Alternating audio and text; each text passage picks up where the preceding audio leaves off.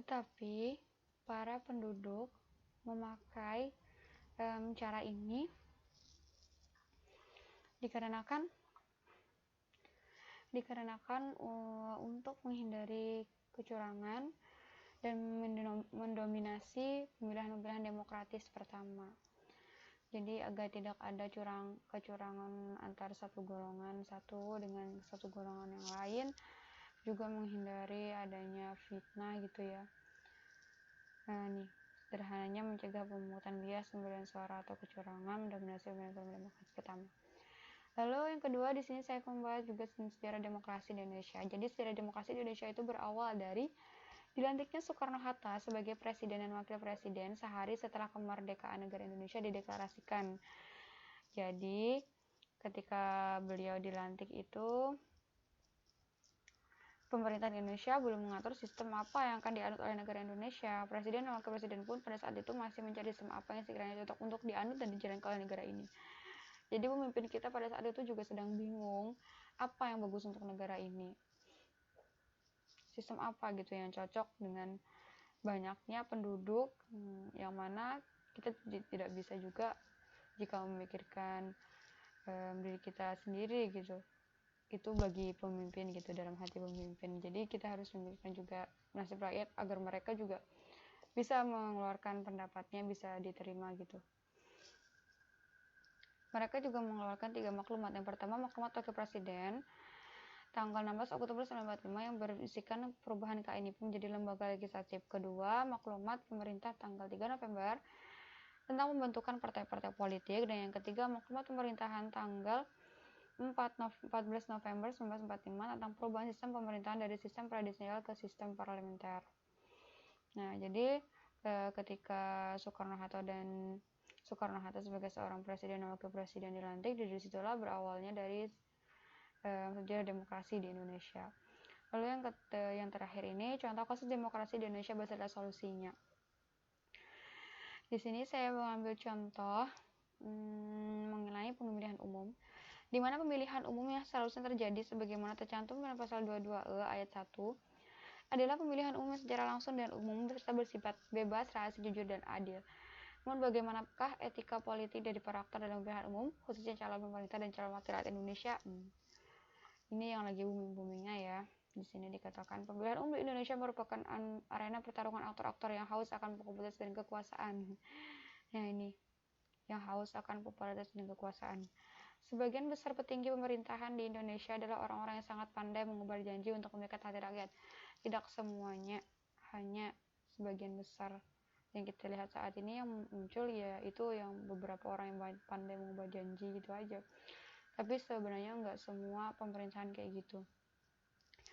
Menjelang pemilihan umum, mereka akan mengucapkan berbagai janji mengenai tindakan-tindakan yang akan mereka lakukan apabila terpilih dan pemilu. Mereka berjanji untuk mensejahterakan rakyat, meringankan biaya pendidikan dan kesehatan, mengupayakan lapangan pekerjaan bagi rakyat, dan sebagainya. Tidak hanya janji-janji yang mereka gunakan untuk mencari popularitas di kalangan rakyat melalui tindakan money politik uang. Jadi perbuatan tersebut adalah perbuatan yang tidak bermoral dan melanggar etika politik. Hak pilih yang merupakan hak asasi manusia tidak dapat dipaksakan oleh orang lain. Jadi kalau misalkan kita mempelajari Undang-Undang 22E itu, kita nggak akan pernah bisa curang karena emang itu dilindungi gitu. Hak suara kita tuh dilindungi, hak asasi manusia kita dilindungi dan dijamin oleh negara. Namun melalui money politik secara tidak langsung mereka mempengaruhi seorang dalam menggunakan hak pilihnya.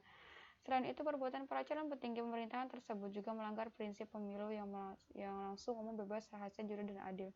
Jadi banyak ya, kalau misalkan melakukan kecurangan itu banyak sekali yang kode-kode etik dalam politik yang dilanggar. Nah, ini lagi ada masalah krusial. Masalah krusial ini maksudnya masalah yang genting gitu yang saat ini sedang dihadapi. Masalah demokrasi di Indonesia yang terlihat krusial atau genting adalah absennya masyarakat sipil yang kritis kepada kekuasaan. Buruknya kaderisasi partai politik, hilangnya oposisi, pemilu biaya tinggi karena masifnya politik uang dalam pemilu, kabar bohong dan berita palsu atau hoaks, rendahnya keadaban politik warga, masalah pelanggaran hak asasi manusia di masa lalu yang belum tuntas hingga kini, kebebasan media dan kebebasan berkumpul dan berserikat, serta masalah-masalah yang intoleransi terhadap kelompok minoritas. Jadi itu beberapa kasus yang saat ini dihadapi oleh negara itu banyak sekali, baik dari dalam pemerintahan itu sendiri ataupun dari luar, dari kita rakyatnya. Kita mengalami situasi krisis suara kritis kepada kekuasaan karena hampir semua masyarakat sipil dan dari mulai LSM, kampus, dan media, mahasiswa telah merapat dengan kekuasaan atau sekurang-kurangnya memberi untuk diam demi menghindari stigma berpihak kepada kelompok intoleran yang anti Pancasila dan anti demokrasi. Jadi itu sebabnya gitu. Nah, jadi seperti itu contoh kasusnya. Lalu kesimpulannya, di sini dikatakan demokrasi adalah bentuk pemerintahan di mana semua warga negaranya memiliki hak setara dalam pengambilan keputusan yang dapat mengubah hidup mereka. Di sini ada dikatakan pengertian demokrasi dan fungsi dari demokrasi itu menjaga tetap tegaknya hukum yang berasal dari Pancasila, menjaga tetap tegaknya negara Republik Indonesia, menjadikan rakyat ikut serta dalam kehidupan bernegara serta ikut dalam pemilu. Jadi pada intinya sebagai warga negara yang baik, kita harus bisa mendukung gerakan pemerintah yang selama itu tidak merugikan rakyatnya, juga tidak pokoknya tidak merugikan bagi kita, tidak merugikan rakyatnya, selama itu masih baik, alangkah baiknya kita dapat menyaringnya. Dan untuk berita-berita hoax, sebagai seorang mahasiswa atau mahasiswi yang terpelajar, kita harus bisa memilah dan memilih apa-apa saja yang di-sharing, maupun itu di grup apa itu segala macam. Kita harus bisa harus bisa mencari tahu kebenarannya. Apalagi sekarang canggih, jadi gampang untuk cari tahu yang benar tuh di mana aja bisa. Ya, mungkin cukup sampai sini saja yang dapat saya sampaikan. Saya atas nama Rizky Wulan Mawardani. Sebelumnya hormat saya kepada Ibu selaku dosen pengampu, Ibu Mulatul Kiptiah. Maaf Ulun apabila ada salah kata, karena kesempurnaan itu hanya milik Allah dan kekurangan itu datangnya dari diri ulun pribadi.